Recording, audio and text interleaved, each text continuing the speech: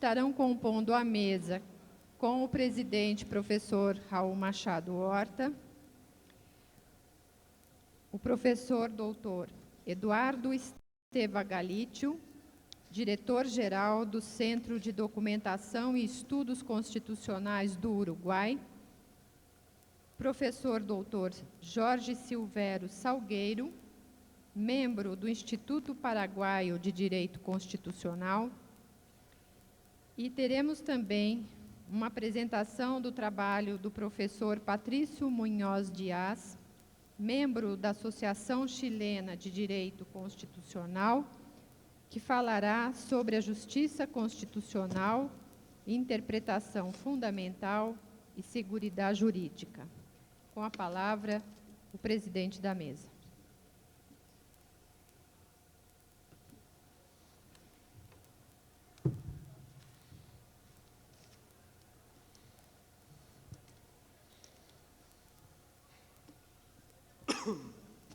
Boa tarde.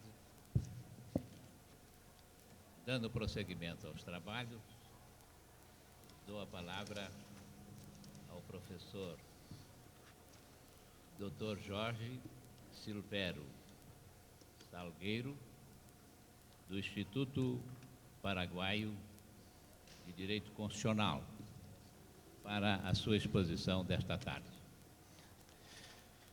Buenas tardes. En primer lugar, quisiera agradecer la invitación del Instituto Pimenta Bueno para participar en este congreso.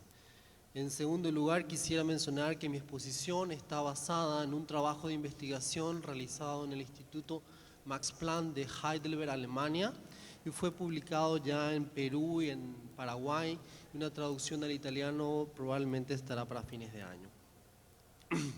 El esquema de mi exposición, a ver si se podría ver en la pantalla. Sí, la siguiente, la carátula, la siguiente, por favor. Bueno, el esquema de mi exposición es la siguiente. En primer lugar, dentro de un ámbito teórico, voy a establecer la pregunta de investigación. En segundo lugar, dentro de un ámbito histórico constitucional, voy a describir el problema que se plantea con el tema que nos ocupa en el día de hoy. En tercer lugar, dentro de un ámbito normativo constitucional, voy a hacer el análisis esquemático de cómo opera el principio de división de poderes en las constituciones de Argentina, Paraguay, Uruguay y Chile. Y en cuarto lugar, voy a hacer la conclusión de cómo funciona el sistema de división de poderes en las constituciones del Cono Sur. El tema de mi exposición es un tema de derecho constitucional comparado que bien transcurre a nivel normativo, pero no por ello dejo de descuidar los efectos de la norma con relación a la práctica constitucional. Este tema se enmarca dentro de la construcción del Estado constitucional democrático en el Cono Sur, que tiene tres bases. La primera base, la de democracia; la segunda, la de derechos humanos; y la tercera, el Estado de Derecho.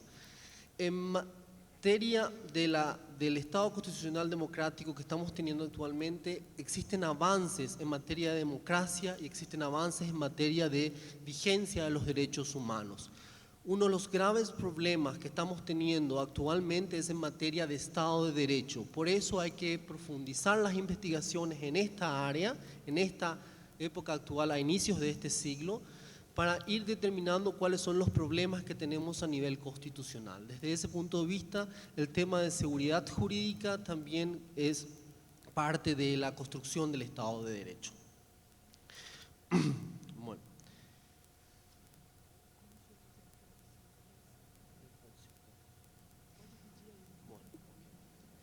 Sí, ahí está el esquema de presentación, los 4 bloques de mi exposición, donde están los diversos ámbitos y los ejes temáticos que voy a tratar en esos ámbitos. Lo principal de la exposición está en el tercer bloque, es el normativo constitucional, donde se analiza la división de poderes y se toma como unidad de análisis el poder público.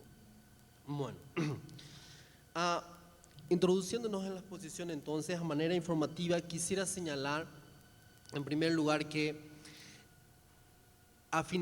durante la década del 80 se terminan los regímenes autoritarios en esta región de las Américas y se introducen sistemas democráticos o procesos de transición a la democracia.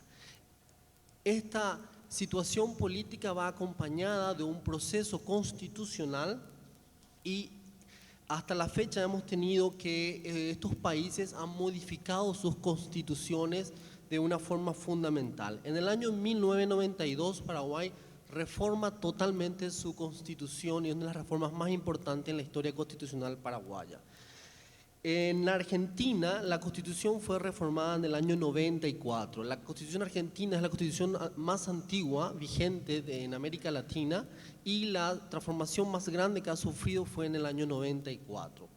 Por otro lado, también en Uruguay la constitución fue modificada, siendo esta modificación de sustancial importancia desde el año 1918 y esta modificación fue en el año 97.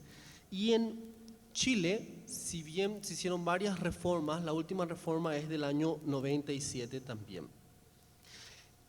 Entonces, a partir de esta comprobación de la situación política, a partir de esta comprobación de la actual situación constitucional, nos preguntamos nosotros, y bueno, ¿cómo está ahora el sistema de división de poderes en el Cono Sur? Es decir, ¿qué se ha mejorado luego que salimos de los gobiernos autoritarios? ¿Qué se ha mejorado luego que salimos, que se hicieron reformas sustanciales a las constituciones en el Cono Sur? En ese sentido, la pregunta, la siguiente visión. Se plantean entonces las siguientes preguntas de investigación. En primer lugar, ¿en qué forma el principio de división de poderes divide el poder público en las constituciones de Argentina, Chile, Paraguay y Uruguay? Y en segundo lugar, se pregunta si dicha forma de división favorece el predominio de un poder sobre el otro. Es decir, estas preguntas están puestas de forma neutral para tratar de conseguir una conclusión científica. Estas preguntas se encuadran también dentro de una tarea científica que es la de entender cómo funciona un sistema. Para ello tenemos que ir identificando los elementos del sistema y luego tenemos que hacer el trabajo de ver cómo se relacionan estos elementos entre sí. Eso al final nos va a permitir realizar una síntesis explicativa del funcionamiento de ese sistema, del funcionamiento de esa división. Al entender cómo funciona el sistema en la propia Constitución, vamos a estar en condiciones de saber dónde están los problemas de esa Constitución y vamos a tener suficiente conocimiento para saber dónde tenemos que hacer ajustes estructurales a las constituciones.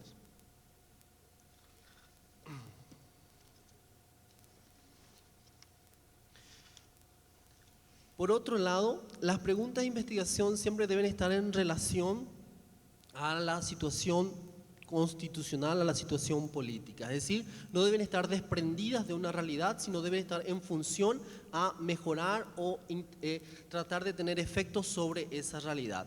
Por eso esas preguntas tratan de, se encuadran dentro de los problemas constitucionales más graves en nuestra historia. Es decir, en ese sentido, dentro del sistema de gobierno presidencial, continuamente se han hablado en otros congresos constitucionales durante la década del 70 y 80 en Latinoamérica, son los congresos primer Congreso Latinoamericano de Derecho Constitucional del año 77 en México y otros congresos más que se realizaron.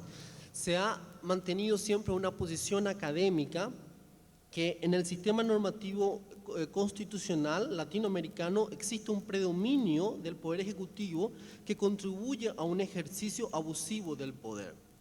En general, los presidentes latinoamericanos han tenido en el pasado, y algunos hasta el presente, una amplia gama de facultades constitucionales que no estaban reducidas a las funciones ejecutivas y administrativas, sino que se extendían a las áreas legislativas y judiciales. Es decir, ellos no solamente se dedicaban a lo ejecutivo, sino avanzaban a otras áreas. Esta situación constitucional se daba tanto en regímenes democráticos como en regímenes autoritarios durante la pasada época. Esta situación, interpretada desde un punto de vista jurídico-dogmático, este predominio del Poder Ejecutivo implicó, consecuentemente, una concepción del principio de división de poderes. Es decir, la idea es entender qué se entendía en aquella época por división de poderes de acuerdo a esas constituciones. Bueno, entonces, consecuentemente, se tuvo una concepción del principio de poderes, de división de poderes, que puede ser caracterizada como reducción del mismo a la categoría de principio protector del Poder Ejecutivo. Es decir, la división de poderes dejó de ser entendida como un principio que regula las relaciones entre tres poderes, no fue entendida como un sistema de checks and balances y que tiene por finalidad asegurar la libertad política de las personas en el sentido teórico de Montesquieu, y fue más bien entendido como un principio que regula las relaciones entre un poder y otros dos poderes inferiores. Es decir, una relación que regulaba la relación entre el poder ejecutivo que estaba a la cabeza y la relación con los dos poderes que estaban en el sentido inferior, donde cada poder tenía un área de funciones específicas, pero el poder superior se reserva el derecho de influir en las decisiones de los otros dos poderes y estos aceptan esta influencia en virtud de su inferior jerarquía. Además, el Poder Judicial y el Poder Legislativo usaban el argumento de la separación de funciones para no ejercer funciones de control sobre las actividades del Ejecutivo.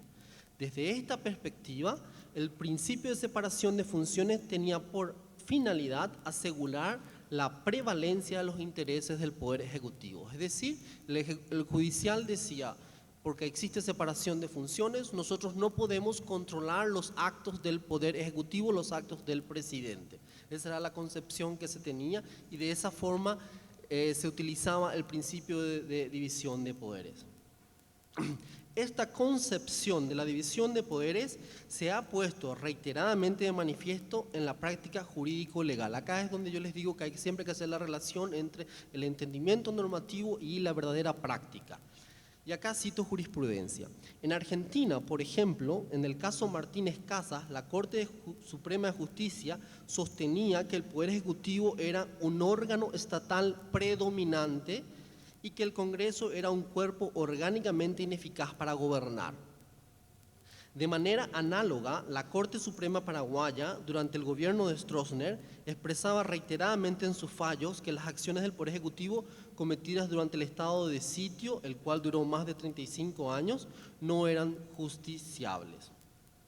Y en Chile tenemos el caso que la jurisprudencia emanada de la Corte Suprema de Justicia durante la vigencia de la Constitución de 1925, afirmándose en el principio de la separación de poderes, dejaba vacíos significativos en la aplicación del principio de supremacía constitucional, lo cual motivó la creación de un tribunal constitucional en 1970. Y en Uruguay, los decretos del Poder Ejecutivo estaban excluidos del control constitucional, pero sometidos al control del Tribunal de lo Contencioso Administrativo. Pero acá viene una interesante visión. Sin embargo, en esta jurisdicción, es decir, en lo contencioso, el control no se extiende a los actos administrativos de gobierno debido a que se estableció la improcesabilidad de los mismos a través de un decreto ley. En consecuencia, un sector de la actividad del Ejecutivo uruguayo quedaba fuera del control jurisdiccional. De esta forma nosotros vamos a ir viendo ahora, pasando al siguiente bloque justamente de la... esos son los problemas de la división de poderes que estaba comentando justamente, que se daban tanto en regímenes autoritarios o democráticos, sobre todo con la existencia del predominio del Poder Ejecutivo y una concepción basada en asegurar los intereses del Poder Ejecutivo. Si vamos al siguiente cuadro, entonces vamos a entrar en el tercer bloque, en la parte del esquema analítico del poder público. Es decir, vimos hasta el momento cuál fue el problema que se daba con respecto a la división de poderes y cómo era entendido anteriormente, antes de estas modificaciones constitucionales que cité al inicio. Bueno, luego de estas modificaciones, entonces, tenemos que las constituciones toman el principio de división de poderes y la trabajan de la siguiente forma. Las 4 constituciones distribuyen el poder público a través de una estructura básica similar de tipo orgánico y de tipo funcional. ¿Qué hacen las constituciones con el poder público? En primer lugar, lo distribuyen orgánicamente, establecen órganos, luego hacen una asignación funcional de las funciones a esos órganos y luego establecen un control constitucional de estos órganos. Eso es lo que hacen las constituciones. Bueno, si avanzamos rápidamente, voy a describir la parte orgánica, que es algo prácticamente sabido. Podemos pasar al siguiente cuadro. En la parte orgánica, las constituciones tienen sobre todo crean un sistema de órganos o cuerpo de órganos con un sentido de separación estricta. Es decir, nosotros vamos a ver que existen órganos asignados al Poder Legislativo, al Ejecutivo y al Judicial que están muy bien diferenciados. Ahí se da una división horizontal del poder público en las 4 constituciones y esa división es una división estricta. Es decir,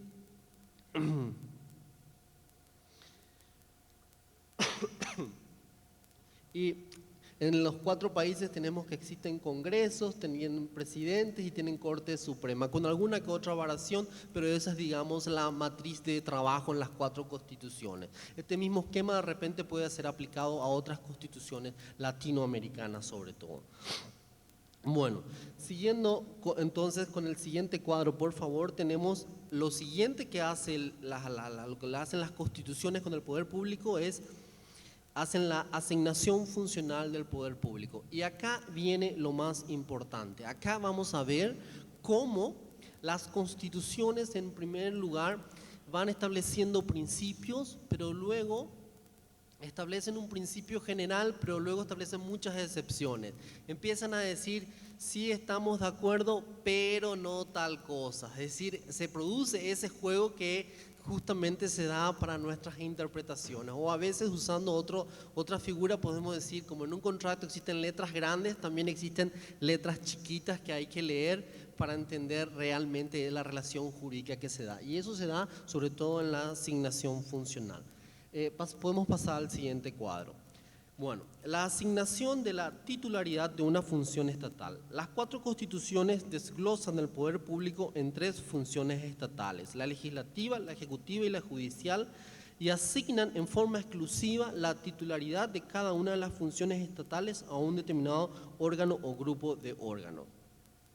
En consecuencia, se tiene que las constituciones presentan un esquema rígido de la asignación de la titularidad de la función, en el cual la titularidad de una función radica totalmente en un órgano o cuerpo de órganos. Este esquema está sustentado en el principio según el cual nadie fuera del Congreso puede dictar leyes, nadie fuera de los jueces pueden juzgar y nadie fuera del presidente puede dirigir la ejecución y administración de lo dispuesto en las leyes. Esas son reglas básicas que todos hemos aprendido en los primeros años de la facultad. Sin embargo, la separación estricta de la titularidad no está en condiciones de garantizar un ejercicio exclusivo de las funciones. Esta asignación de la titularidad solo otorga un ejercicio preeminente de la función e impone la condición de que, dado el caso de que una función sea ejercida por otro órgano, el mismo deberá estar facultado por la Constitución. Es decir, normalmente dicha facultad está establecida en un orden de competencias y se encuentra regulada por la segunda forma de la asignación funcional del poder. Es decir, acá lo que vemos es que se da de vuelta tenemos en la asignación de la titularidad, tenemos que se dan una separación estricta de estas 3 funciones que se atribuyen a los cuerpos de órganos. pero da solo un ejercicio preeminente. Luego viene la asignación del ejercicio de la función. La asignación del ejercicio de una función estatal opera en forma directa e indirecta. En la asignación directa del ejercicio, las constituciones otorgan expresamente competencias a un poder del Estado para ejercer actos jurídicos relacionados al área de funciones del otro poder. Es decir, esa separación estricta empieza a volverse difusa. ¿En qué sentido? En que es la propia Constitución que empieza a decir este poder ejecutivo puede realizar actividades de los otros poderes. Eso se denomina asignación funcional directa. Bueno, en la asignación directa del ejercicio, entonces, las constituciones otorgan expresamente competencias a un poder del Estado. Esta forma de asignación tiene como efecto jurídico una ampliación expresa de competencias y una intervención admitida constitucionalmente de un poder en el área de funciones del otro poder. Por su parte, el mecanismo de asignación indirecta del ejercicio opera con una lógica distinta, pues en vez de asignar competencias, las constituciones limitan a un poder del Estado en el ejercicio de su propia función estatal.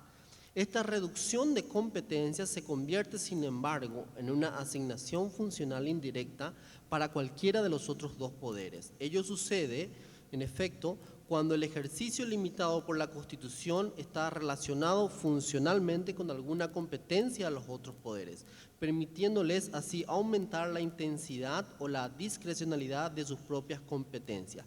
Y les voy a dar un ejemplo.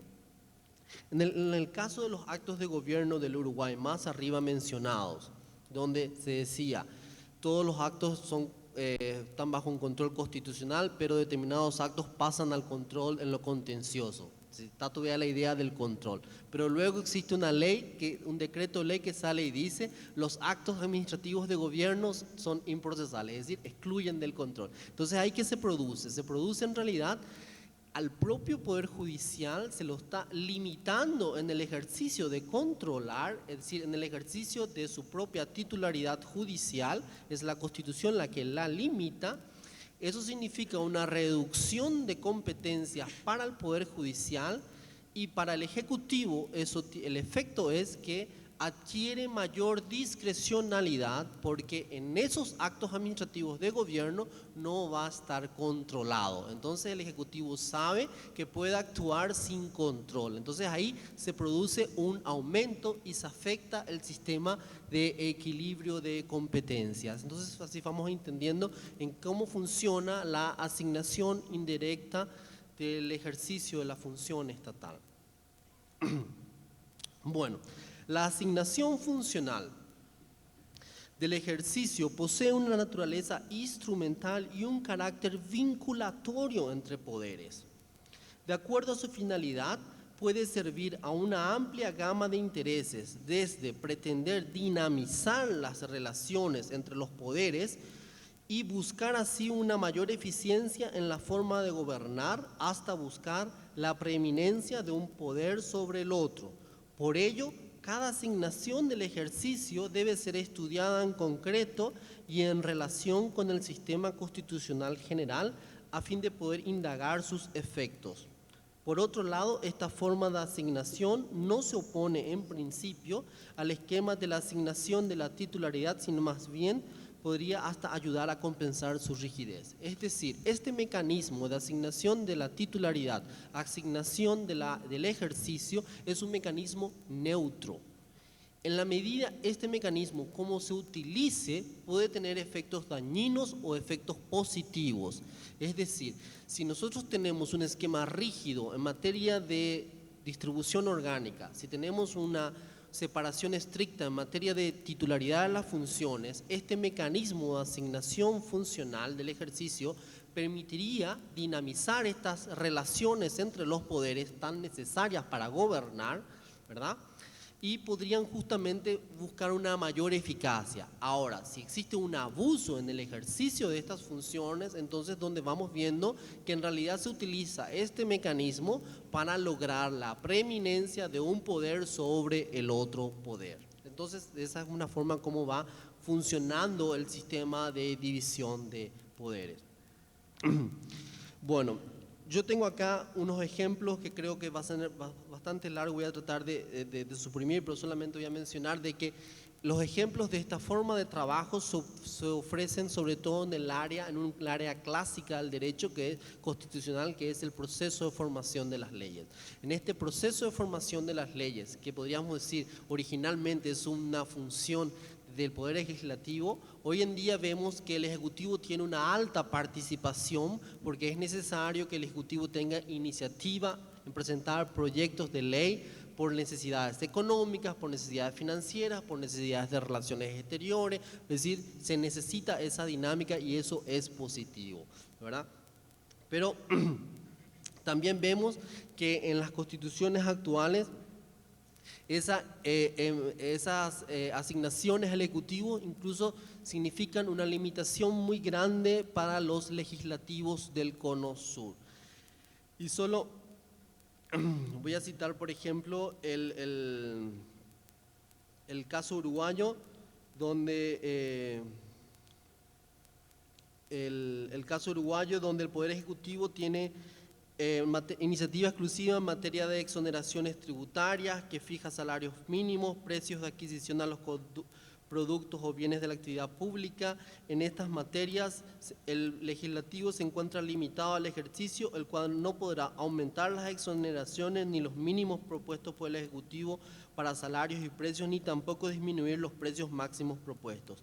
Al Poder Uruguayo Ejecutivo también le corresponde privativamente la iniciativa para la creación de empleos, de dotaciones, retiros, aumentos, asignación o aumento de pensiones.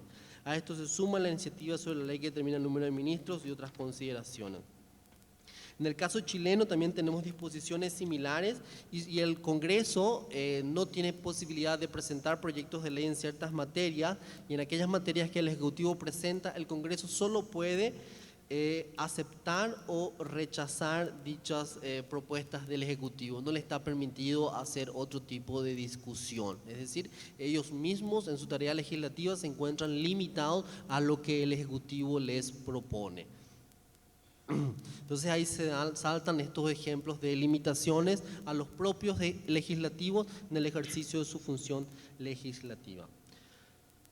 Ahora bien, en esta descripción del proceso de legislar se pone de manifiesto, por tanto, la intersección funcional entre los poderes.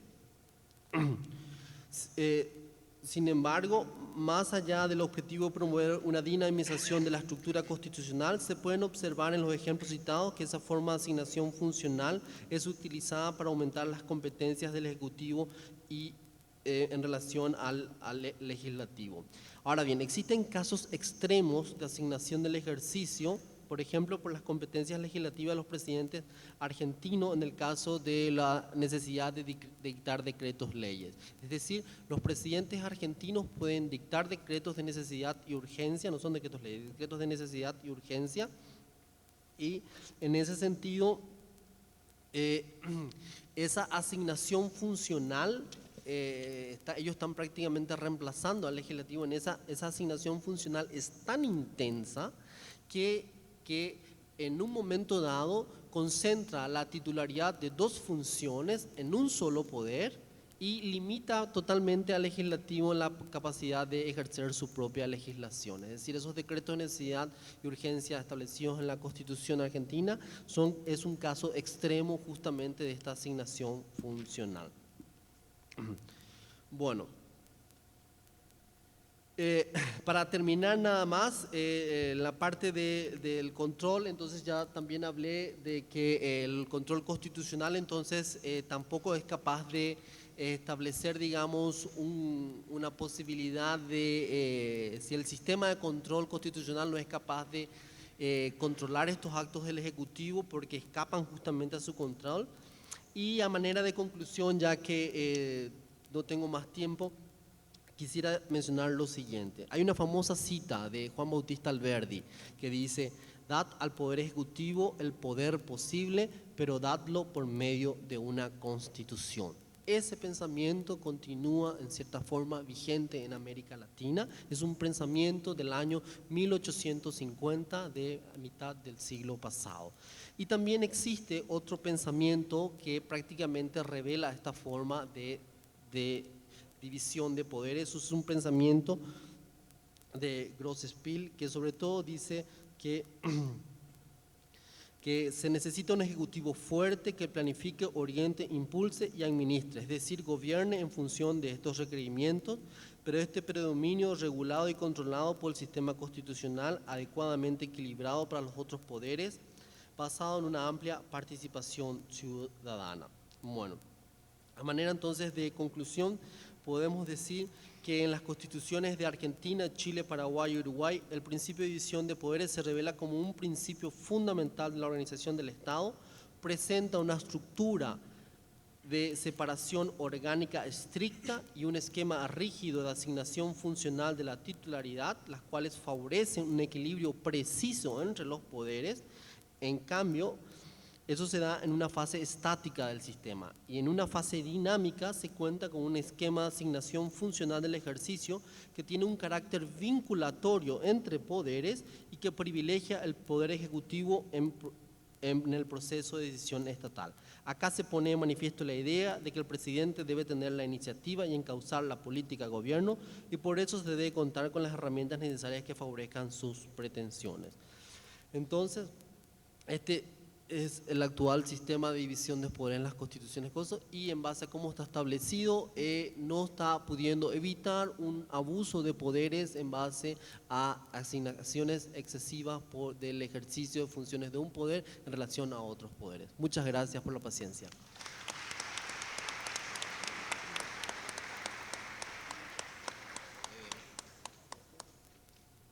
Renovo ao professor Dr. Jorge Silvério Salgueiro os agradecimentos da coordenação pela sua presença neste seminário e também pela exposição que acabou de fazer. Foi um estudo de direito constitucional comparado, de modo a atualizar o conhecimento das instituições constitucionais dos países examinados pelo professor: Argentina, o Paraguai, o Uruguai e o Chile. Também com incursões, diríamos assim, no domínio da ciência política, a distinção entre os regimes autoritários, os regimes democráticos. Foi realmente fecunda a exposição do professor sobre esse prisma do direito constitucional comparado, a estrutura das organizações, das instituições na Constituição e também o funcionamento dos poderes destas constituições examinadas. Vamos prosseguir com a palavra o professor Dr. Patrício Munhoz, do Chile, para a sua exposição. Buenas tardes. Antes de comenzar, quiero decir que el tema de la ponencia que voy a presentar dice más relación con aquellas que fueron leídas o presentadas en esta mañana, es decir, el tema de la justicia constitucional y la seguridad jurídica. De todos modos, la voy a exponer y pienso que puede resultarles en alguna medida ilustrativa.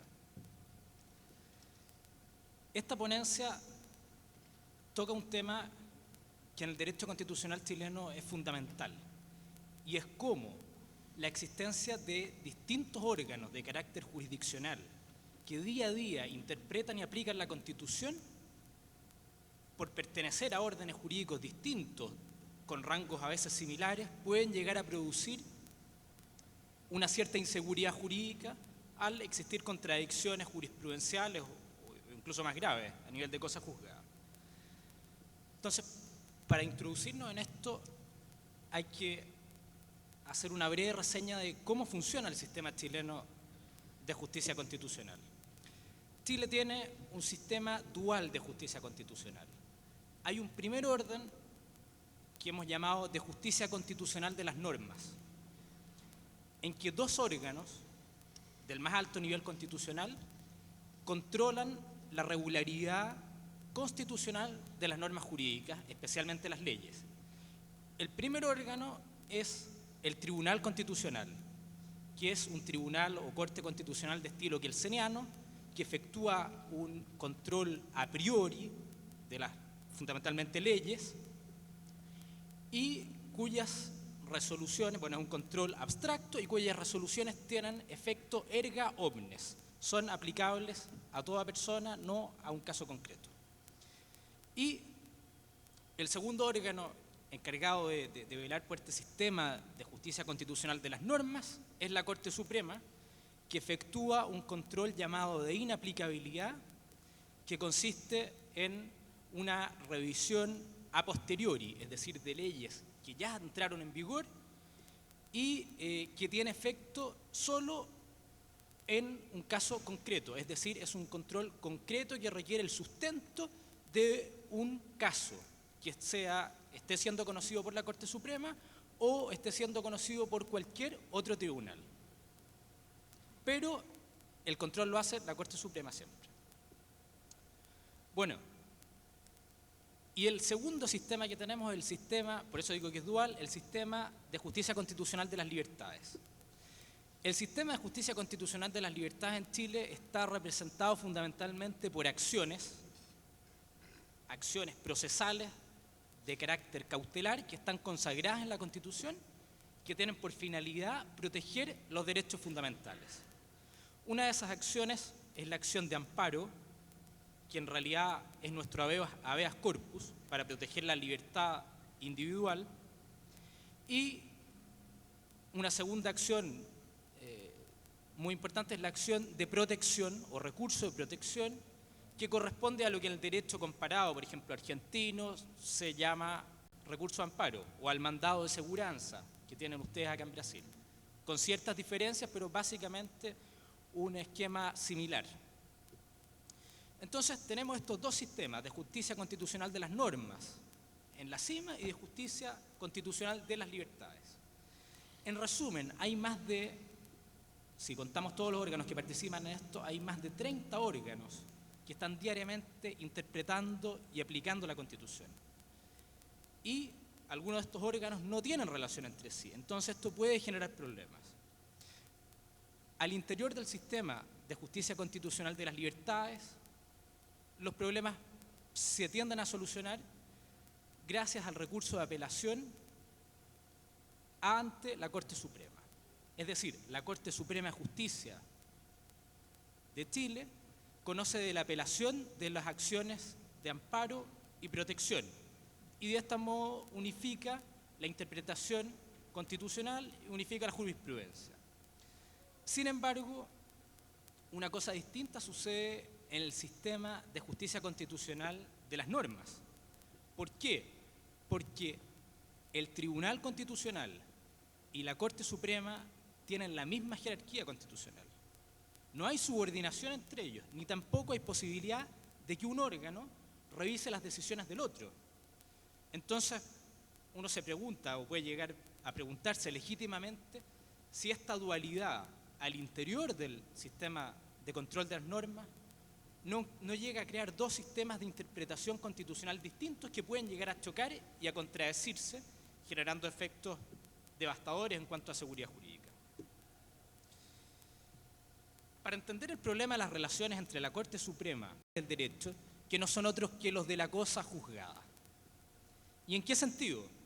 La Constitución chilena dice que la Corte Suprema no puede declarar inaplicable para un caso concreto una norma legislativa que fue estimada constitucional por el Tribunal Constitucional en razón del mismo vicio que el Tribunal Constitucional tuvo a la vista para declararla conforme. Básicamente, como les digo, es la aplicación de las normas de la cosa juzgada. Hay una identidad en la norma y una identidad en la causa de pedir, o sea, en el vicio, o supuesto vicio de inconstitucionalidad. O sea, a nivel de cosa juzgada, la Constitución le impone a la Corte Suprema el respeto de la cosa juzgada, de las decisiones del Tribunal Constitucional. Es importante decir que esta solución es de principio, no es operativa. ¿Por qué? Porque no existe ningún mecanismo para exigirle a la Corte Suprema que respete esta cosa juzgada. Pero en los hechos la respeta. La respeta y en numerosas sentencias ha delimitado su competencia ciñéndose al texto constitucional, es decir, respetando las decisiones del Tribunal Constitucional. Pero hay un solo caso en que esto no ha sido así y que fue bastante lamentable. Pero, como les digo, en el grueso, este problema está solucionado. Sin embargo, nos queda un segundo problema, que es el problema de cuando no hay cosa juzgada, sino que es el problema de la cosa interpretada. Es decir, por ejemplo, el Tribunal Constitucional declara conforme una ley y desestima un cierto vicio. La Corte Suprema conoce de la inconstitucionalidad o inaplicabilidad de esa misma ley, pero en razón de otro vicio que el Tribunal Constitucional no tuvo presente. ¿Qué sucede en ese caso? En ese caso no hay cosa juzgada. ¿Qué hay? ¿Qué pasa con la cosa interpretada cuando, o sencillamente una ley pasó y el Tribunal Constitucional no fue requerido, ni siquiera le preguntaron, no se pronunció sobre la constitucionalidad de una norma? Y después le preguntan al a la Corte Suprema, se le requiere, pronuncie sobre esto. ¿Qué sucede en ese caso? En ese caso, para entender el problema, hay que tener claro que no existe una primacía absoluta en la interpretación que hace de la Constitución el Tribunal Constitucional, ni tampoco una primacía absoluta de la Corte Suprema, pues como ya dijimos, los dos órganos tienen el mismo rango y sus sentencias son insusceptibles de revisión por el otro órgano. Es decir, no hay una primacía absoluta, no hay una última palabra, pero tampoco hay una igualdad absoluta, hay una cierta primacía relativa. ¿Y qué es lo que denota esta primacía relativa? Que nosotros estimamos es la de la jurisprudencia del Tribunal Constitucional. Lo denota esta primacía de la jurisprudencia del Constitucional sobre la Corte Suprema el hecho de que el control que hace la Corte Suprema, como ella misma lo ha dicho en ciertas sentencias, es subsidiario. ¿Por qué se mantuvo la inaplicabilidad, este control represivo sobre ley vigente? Se mantuvo porque el constituyente se representó la posibilidad de que el Tribunal Constitucional no tuviera a la vista un vicio, porque su control es de carácter general, o simplemente por motivos políticos no fuera requerido para pronunciarse sobre esa norma. Entonces, para eso existe el control de inaplicabilidad por la Corte Suprema, para pronunciarse en las hipótesis en que no se pronunció el Tribunal Constitucional. Es decir, es un control subsidiario. Ahora bien, el que sea subsidiario no significa que la Corte Suprema, en estos casos en que no hay cosa juzgada del Tribunal Constitucional, pueda fallar como se le ocurra o como quiera, arbitrariamente. No, nosotros sostenemos que tiene que ceñirse a la interpretación del Tribunal Constitucional, o sea, del órgano preventivo. Tiene que ceñirse a esa interpretación porque esa es la interpretación general de la Constitución. Es la primera interpretación de la Constitución, después de la que hace el mismo legislador. Entonces, por este carácter general, básicamente la Corte Suprema, ¿qué es lo que tiene que hacer? Tiene que adaptar la jurisprudencia del Tribunal Constitucional a una hipótesis que no fue prevista por este tribunal. Es decir, parafraseando un poco a Aristóteles, podríamos decir que el Tribunal Constitucional echa mano a la virtud de la justicia legal y la Corte Suprema echa mano a la virtud de la equidad. ¿En qué sentido? En el sentido de que la equidad opera en las hipótesis que no fueron tenidas en cuenta al momento de elaborar la norma, en este caso esta norma secundaria, que es la sentencia. Opera para particularizarla, pero no para contradecirla en su esencia, ni arbitrariamente. ¿Por qué? Porque, siguiendo al mismo Aristóteles, la equidad es una parte de la justicia y no puede contradecirla, solo puede perfeccionarla adaptándola a una hipótesis no prevista. Y es por eso que nosotros afirmamos la primacía de la interpretación del órgano preventivo y abstracto, que es el Tribunal Constitucional, por sobre aquella del órgano represivo y concreto, que es la Corte Suprema. Esto, en mayor grado que lo anterior, es una solución teórica. Y es una solución teórica porque no existe ningún mecanismo. De hecho, en nuestros países, incluso la regla de los precedentes jurisprudenciales es muy débil. No existe una forma de exigirle a la Corte Suprema que siga la jurisprudencia del Tribunal Constitucional. Pero al menos doctrinariamente es a lo que tenemos que tender, es lo que tenemos que proponer y yo creo que en cierta medida es lo que se va a conseguir. Y al respecto, bueno, sobran los ejemplos en el derecho comparado. Ayer el profesor Mathieu hablaba de la relación existente en Francia entre el Consejo de Estado y el Consejo Constitucional. El Consejo de Estado en Francia no tiene no está forzado por ningún mecanismo jurídico para seguir la jurisprudencia del Consejo Constitucional, pero de hecho la sigue. ¿Por qué? Porque respeta su peso, porque respeta la calidad interpretativa y porque respeta su carácter general de ser la primera interpretación de la Carta Fundamental. Y eso es lo que nosotros proponemos en Chile, es que se acepte este criterio y que la Corte Suprema, para no contrariar el principio de seguridad jurídica que implícitamente está contenido en nuestra Carta Fundamental, asuma la jurisprudencia del Tribunal Constitucional y la aplique para modificarla en ciertos casos puntuales en que ciertas hipótesis no hayan sido previstas por el órgano preventivo. Bueno, eso es todo. Muchas gracias.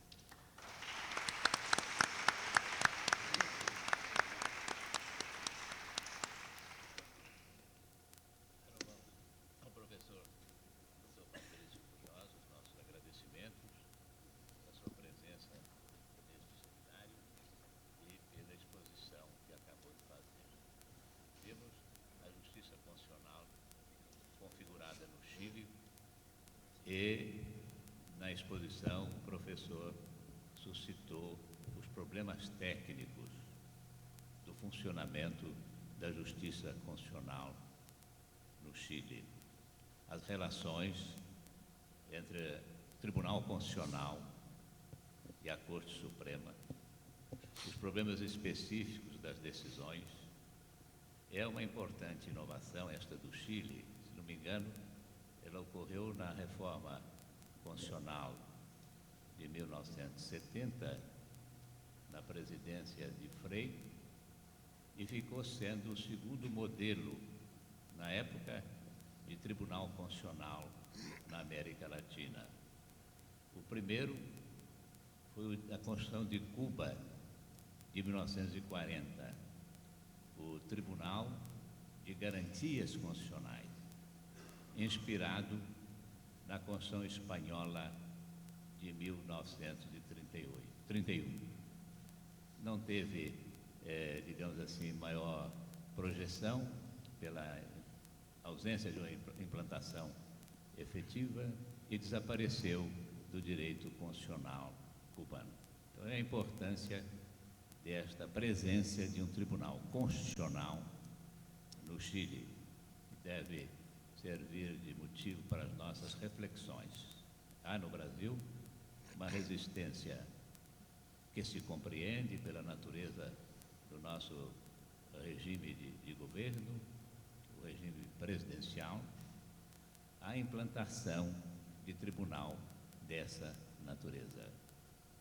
Lembram-se, por exemplo, quando se discutia a emenda Pila, de Raul Pila, para a introdução do governo parlamentar no Brasil, ele próprio, Raul Pila suscitou o que ele chamou de incompatibilidade entre o regime parlamentar e o controle judiciário da constitucionalidade das leis.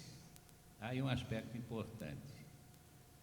O Tribunal Constitucional é uma criação originária de constituições parlamentaristas.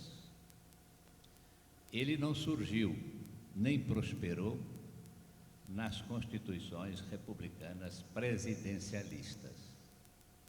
Toda a experiência desde 1920, na Áustria, pela inspiração realmente genial de Hans Kelsen, e posteriormente nas constituições europeias do segundo após-guerra, da Itália, da Alemanha Federal, da Espanha, o controle, aliás, o Tribunal Constitucional convive com esse regime de governo.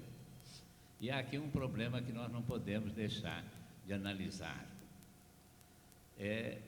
Digamos, antecedentes de um Tribunal Constitucional. Na Europa, esses antecedentes advieram realmente pela resistência ao controle judiciário. Na França, essa resistência perdura até os nossos dias, porque lá não há controle judiciário através do Conselho Constitucional. Na Itália, é um tribunal constitucional autônomo, um órgão de jurisdição constitucional. Assim também em Portugal e na Espanha. São experiências que nós devemos meditar quando esse assunto for colocado, digamos, nessas transformações do direito constitucional brasileiro. O problema da origem de um tribunal constitucional, a sua razão de ser e, digamos, as peculiaridades do nosso sistema judiciário de controle da constitucionalidade das leis. É para evitar, digamos assim, a facilidade da imitação, da pura imitação. Acho que nós temos uma tradição mais que secular e que merece, assim, uma atenção dos estudiosos desses problemas constitucionais que, naturalmente, as transformações constitucionais suscitam. Vamos, então, prosseguir, depois dessa exposição do professor Patrício Munhoz, para ouvir o professor Dr. Eduardo Esteva Galício, da República do Uruguai. Está com a palavra. Gracias. Eminente profesor Manuel González Ferreira Filho, presidente del Instituto Pimenta Bueno, Asociación Brasileña de Constitucionalistas. Eminente profesor Raúl Machado Horta, que preside esta mesa. Eminente profesor y amigo Luca Mesetti, queridos colegas de Argentina, Brasil, Chile, Paraguay y Colombia, que están aquí presentes. Apreciados estudiantes, mencionados en último término por razones protocolares, pero descuenten que primeros en el afecto. Yo debo principiar agradeciendo muy especialmente al Instituto Pimenta Bueno en la persona del profesor Manuel González Ferreira Filho, la invitación que me ha formulado para participar en este 9º Encuentro Nacional de Derecho Constitucional en la prestigiosa y querida Facultad de Derecho de la Universidad de San Pablo. Voy a brindarles una explicación que entiendo necesaria. Voy a presentarles excusas y voy a realizarles una promesa. La explicación. Solicité especialmente que me precedieran en el uso de la palabra a los jóvenes profesores de Chile y de Paraguay, como forma de que los restos de vuestra atención quedaran depositados en el talento de ambos. Yo ya he transitado durante más de 3 décadas por la enseñanza de Derecho Constitucional y y eventos de este tipo. Las excusas. Lamento profundamente no ser capaz de dirigirme a ustedes en vuestro idioma. Trataré, por ende, de hacerlo en forma lo más lenta posible y realizando lo mejor que pueda de la dicción en un momento en que mis cuerdas vocales no me ayudan en absoluto.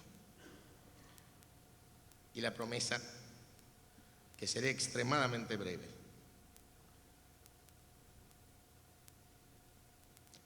Yo les voy a presentar a ustedes en estos pocos minutos que ocuparé algunas reflexiones sobre aspectos puntuales, concretos, que están basadas en una secuencia prácticamente cíclica que he vivido respecto del tema de la integración de los estados latinoamericanos en las últimas 3 décadas. Una secuencia que ha estado por momentos signada por fracasos, en otros momentos por alentadoras perspectivas. Yo tengo para mí, y he tratado de transmitírselo a mis discípulos en Uruguay, que hay que ser optimistas, debemos ser optimistas, porque en definitiva nuestros próceres nos marcaron el camino y el mundo contemporáneo muestra la necesidad de transitarlo. Estas reflexiones caen, y no me agrada ocultar mi pensamiento, en un momento que, por usar términos diplomáticos, corresponden a un momento delicado en el proceso de integración llamado Mercosur. Debe verse en ellas, pues, en muchos aspectos una severa crítica a las soluciones constitucionales de mi país, sin perjuicio de que ella pueda ser extensible a otras. La primera reflexión. Cuando me enfrenté al título de este seminario, me pregunté qué alcance darle a la expresión constitucionalismo en el Mercosur. Pensé que cabían 2 posibilidades. Una, interpretar la palabra constitucionalismo en el sentido decimonónico, digamos, no sé si es usual en portugués, del siglo XIX. En ese sentido decimonónico se entendía por la voz de constitucionalismo la práctica de los estados de darse constituciones escritas. Y entonces hoy, en los albores del siglo XXI, podríamos seguir examinando el texto de las constituciones de los estados parte del Mercosur para obtener determinadas conclusiones. Parcialmente tomé ese significado, esa acepción. Pero se me ocurrió que había un segundo significado, que es propio de la doctrina de fines del siglo XX,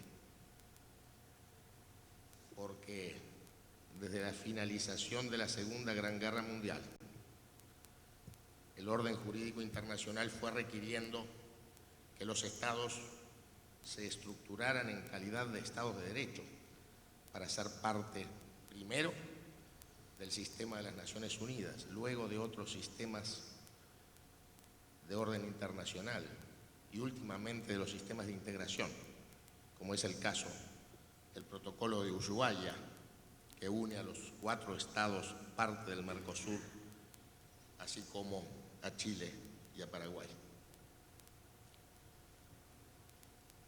También haré alguna brevísima referencia a esa segunda significación. Precisado el alcance con que entendí constitucionalismo en el Mercosur, me hice esta pregunta. ¿Cuál fue la actitud de los constituyentes de mi país, de Uruguay, sobre este tema? Se transitó una década que se llamó del desarrollo y de la integración.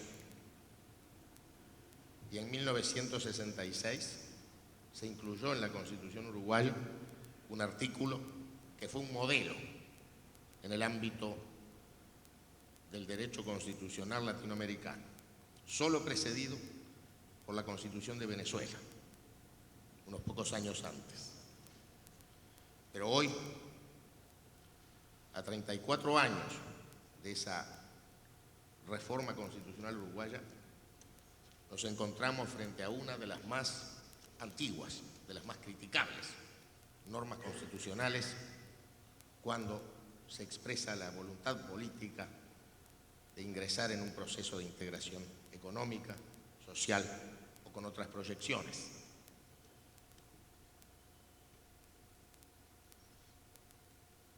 Otra pregunta que me formulé: ¿qué actitud asumieron los estados una vez que se perfeccionó y entró en vigor el Tratado de Asunción, el Tratado Constitutivo del Mercosur? Paraguay y Argentina adecuaron perfectamente sus cartas constitucionales. Mi país no lo hizo. Y hoy la Constitución uruguaya sigue siendo una norma fundamental que contiene una disposición de orden programático, caracterizada por dos verbos típicos: procurar, procurará, la República del Uruguay procurará, la República del Uruguay propenderá. Normas programáticas, normas de directiva, no preceptos. Naturalmente que eso ha sido útil para interpretaciones interesadas del artículo, ha sido útil para ejercer la simulación en este tema, ha sido base de la discordancia entre el discurso jurídico y político y la realidad de las normas. En mi país hay jueces que expiden sentencias prescindiendo de las previsiones del Tratado de Asunción y de los protocolos adicionales que se le han adicionado. En mi país existen actos legislativos del Estado central y actos legislativos de los gobiernos departamentales, prácticamente cuasi regiones a nivel de una comparación con otros estados, que están en colisión con las normas vigentes en materia de integración. Y hay momentos que parece existir una ignorancia supina. En español usamos la expresión ignorancia supina para designar aquella ignorancia inexcusable. Existe ignorancia supina respecto de cuáles son las soluciones del derecho internacional, verbigracia de la Convención de Viena sobre Derecho de los Tratados en cuanto al cumplimiento de buena fe de los tratados y su preeminencia respecto de ciertas normas de orden interno. En fin. Me pregunté también si esto no estaba exteriorizando alguna peculiaridad desde el punto de vista de la cultura en Uruguay, tanto jurídica como política. Me pareció que es importante obtener en este tema en mi país un sinceramiento, un dejar de lado lo que yo he llamado en el Uruguay, está publicado en decenas de artículos sobre este tema, una verdadera simulación. Han existido proyectos para adecuar el derecho constitucional uruguayo a las necesidades de un proceso de integración. Todos han fracasado. En los últimos tiempos no se intentan. Si a mí me preguntaran, qué perspectivas hay, qué pronóstico, qué prognosis puedo hacer, me atrevo a decir, ninguna posibilidad inmediata de modificación de las normas constitucionales para superar la asimetría que hoy tenemos con Argentina y Paraguay. Y concluyo. Simplemente rescatando algunas ideas y siendo en gran medida reiterativo. Creo que no debemos perder de vista cuando nos proponemos examinar de aquí en más, entre profesores de Derecho Constitucional, en profundidad temas relativos al Mercosur, muchos de los que en su excelente palestra presentó la profesora Ana Cándida Dacuña Ferraz. Muchos de los aspectos que surgieron de la excepcional presentación de Luca Mesetti a la mañana. Una segunda conclusión, esa necesidad, y reitero, hablo para mi país, de superar las asimetrías constitucionales. Una necesidad de formar lo que sería una constitución del Mercosur para superar la dispersión del Tratado de Asunción, del Protocolo de Brasilia, el Protocolo de Europreto, el Protocolo de Ushuaia y los que se están proyectando o están a punto de entrar en vigor. Ha llegado el momento de que si queremos sinceramente decirle a nuestras poblaciones que estamos inmersos en un proceso de integración económica, tenemos que dar por vía constitucional los instrumentos que no se opongan a un pasaje de la intergubernamentalidad a la supranacionalidad. Tendremos que cortar el cordón umbilical con el concepto de soberanía que todavía gozan en algunas regiones de América de tan buena salud como cuando Baudin lo expusiera en su obra Los 6 libros de la República. Tendremos que evitar la necesidad de parafrasear a Karl Lowenstein y decir que los tratados en materia de integración en el proceso llamado Mercosur son normas de orden semántico, son en última instancia, en el símil de Lowenstein, simples disfraces. Creo pues que en una perspectiva tan halagüeña como la que se abre de aquí hacia el futuro en materia de integración de los estados en el proceso Mercosur u otros que le sustituyan o complementen, habremos de prescindir de esos elementos, esos productos de cosmética que operan simplemente para el maquillaje. Creo que en portugués dicen maquillaje. Era cuanto quería decirles. Les agradezco especialmente la atención que han prestado, no obstante lo elevado de la hora, y les reitero mi particular afecto y agradecimiento por haber podido participar en esta magnífica actividad académica que ya he conocido el año pasado a cargo del eminente profesor Manuel González Ferreira Filho. Y confío que entre todos podamos llegar a las mejores soluciones para el conjunto. Gracias.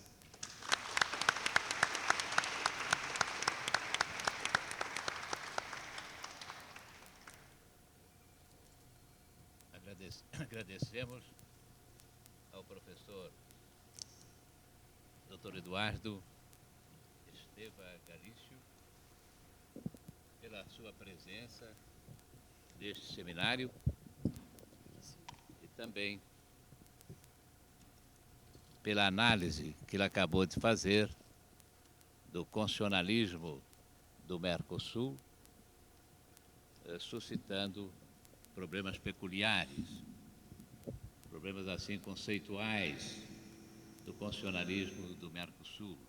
E ele trouxe ao nosso conhecimento essas informações necessárias de atualização do direito constitucional do Uruguai. Aqui, pela sua referência à Constituição de 1967, a sua reforma, acho que isso oferece elementos para que possamos prosseguir nesses estudos que envolvem o Mercosul.